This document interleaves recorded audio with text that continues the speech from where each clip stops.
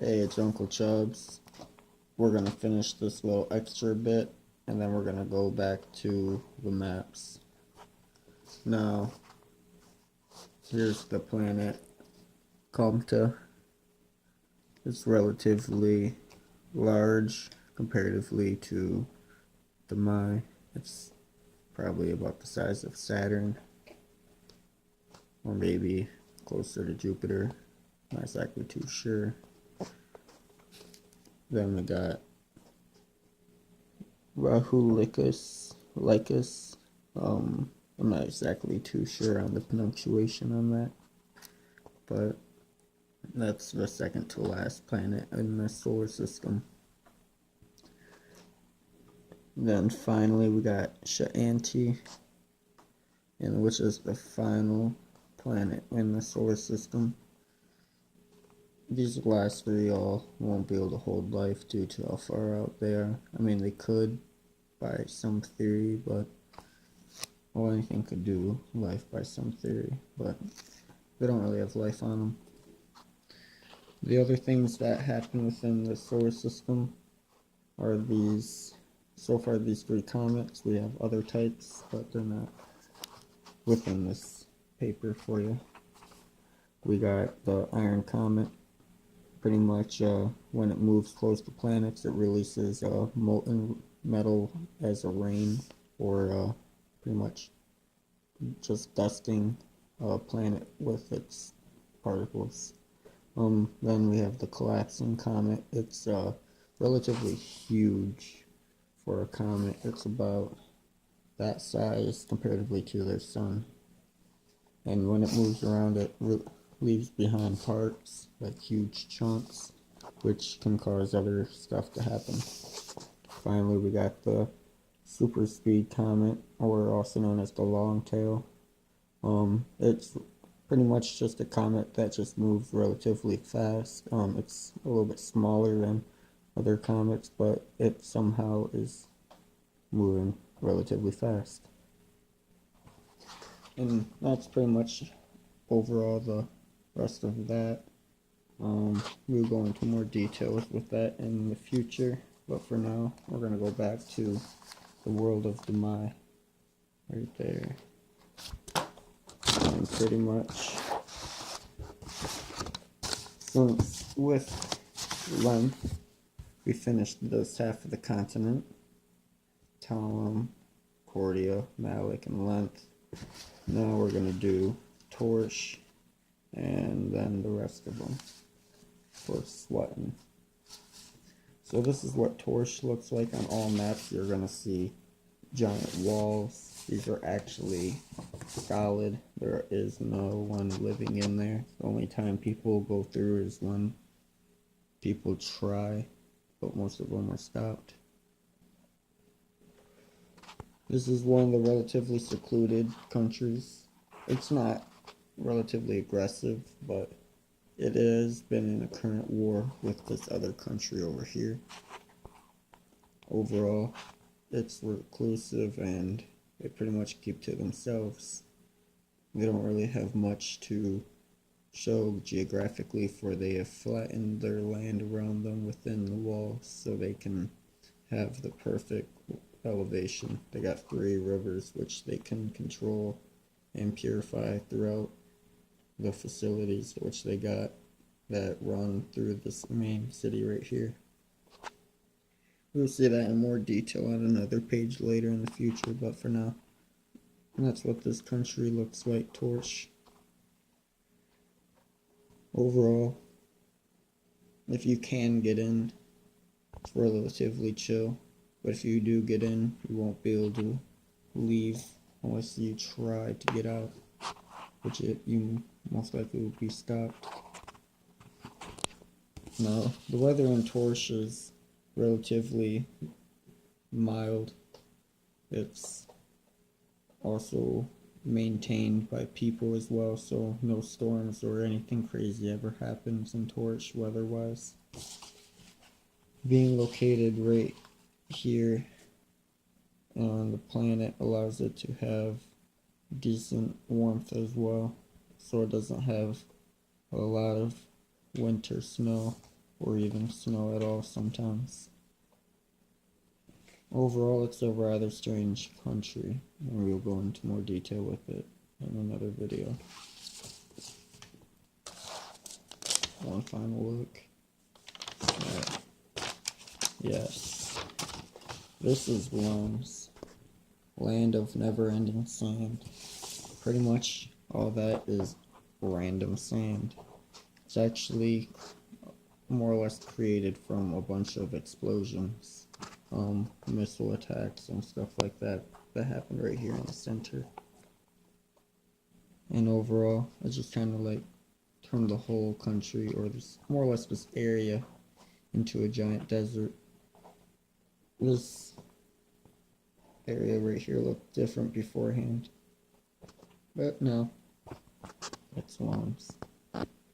Which, this area right here is also radioactive due to all the bombing, so there is no people that actually go there unless they are heavily prepared for it.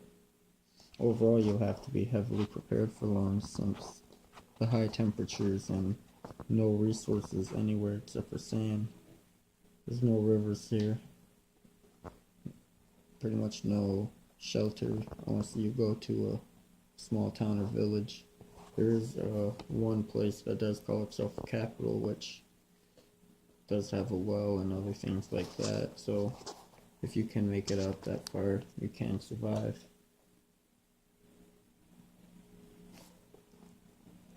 Now that spot right there in the center is also not a city.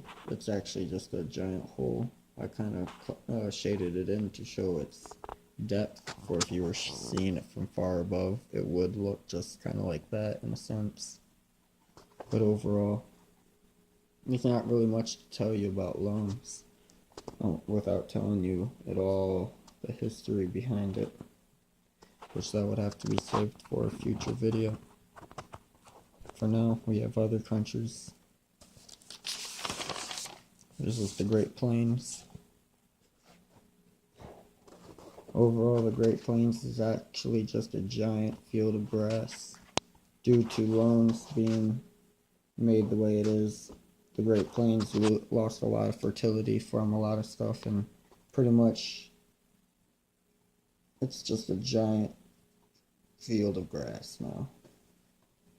And so people pretty much use it only for transportation around Worms when they're traveling from Malik or Cordia to other places within swuhton. Overall, it's not that populated. Most of these are just marketplaces and rest stops. Overall, they're just mostly giant train stations. Pretty much, this place right here has the least amount of plot, history, and overall stuff to do here. Unless you're trying to create your own stuff to do, which then potential is limitless. So for now, we'll move to the next country, which is Chadia. Those are supposed to represent like different farm fields on a larger scale. Chadia is located just around Worms, more or less the other half from the Great Plains. It also connects with the other last three, well, the other countries within swuhton. Chadia is also known as the food giver of the world. It grows and makes so much food that it practically gives it away. There's so much food that they create that they actually, anyone that lives there doesn't actually have to buy food. Even travelers that walk through don't buy it, they're given it. They pretty much, after people have bought the mass quantity for cheap, they pretty much ship it out to places that they decide that want it or need it or whatever. Overall, it's kind of like a giant charity place. But it's actually just a bunch of farmers that can create a bunch of stuff very efficiently. It's rather a chill place. It's got some elevation going up to it. from the event of loans, but more or less, the place is rather chill. It's like a giant country drive if you decided to drive or ride your way through it all. Rather huge country too. It's the length of Talim, which is one of the bigger countries. Yep. Really big. And all these different farm fields would be the different crops and different things like that. These aren't defined within anything specific yet. It's just drawn like that to show you, more or less give an idea what it could look like. And now we'll move on to the next country, Orlean, which is right here, just above Chaldea. Now Orlean has a giant flood zone, and pretty much Orlean uses it as an advantage to pretty much make it into a resort during some part of the year and a giant market in the other half of the year. When it floods, it's still warm enough to go fishing and go on the beach and stuff like that. And then when it doesn't flood, people are able to go out and do their thing, more or less, and do whatever. It's rather wealthy here. Actually, a lot of rich people come here just to relax. Old people do too. Overall, since they're walled off by torch on this wall, they don't really do much with this forest over here. So all the population's on this side. And overall, I mean, they're all well connected, but they're also kind of isolated. So if you're trying to chill, you can chill here. If you're not, you can go around and do your thing and party. It's more or less anything you can want to do here, as long as it's not criminal, yeah. But yeah, and due to the flood zone, which happens half of the year, and the other half it recedes and pretty much becomes a giant sand area, you can find or experience interesting things out there as well. They're not seen on the map, for people don't really map out the flood zone. It actually can change throughout multiple flood times. But there can be like ancient stuff here, or old civilizations here, stuff like that. Because the flood zone is a rather recent thing. When sometime in history, most of the world started getting a lot of water and started flooding. So now there's a couple flood zones,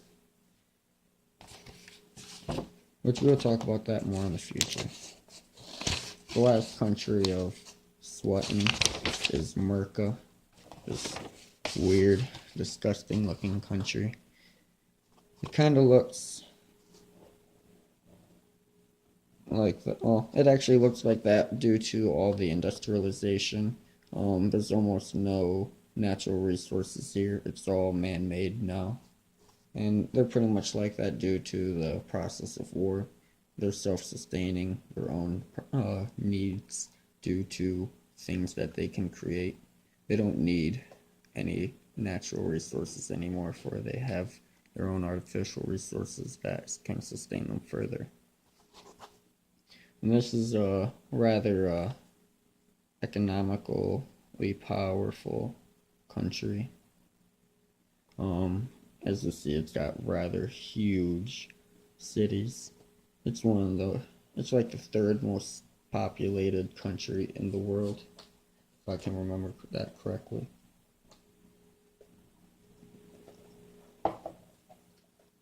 Now overall, Merca is pretty much the bridge over to this continent over here. Pretty much it's also used to ship and trade over to other areas. But overall, Merca's pretty much a great place for markets, factories, research, a bunch of stuff. More or less why it's all gray, and grim. Yep.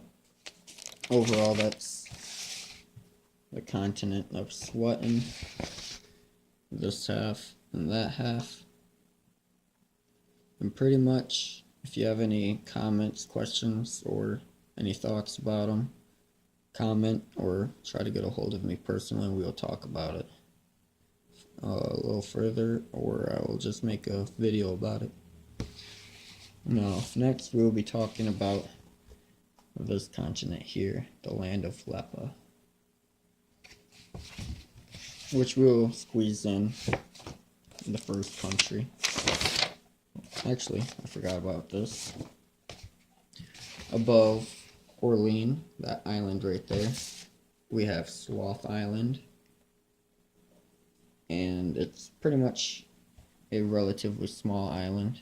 It's just got one village, 2 mountains, a large forest, a lot of beach, and we're still gonna squeeze in that other country, Dur. It's got 2 peaks on one mountain. It's a giant swamp, more or less. It's also got that large flood zone, making it a swampy beach no one can really do anything with. Overall, this place is rather disgusting. So there's only 7 cities here, and they're in a civil war currently due to what needs to be done. We'll talk more about Dur in the future since there's a lot of plot with it. But thank you for watching, and I'll be posting more soon.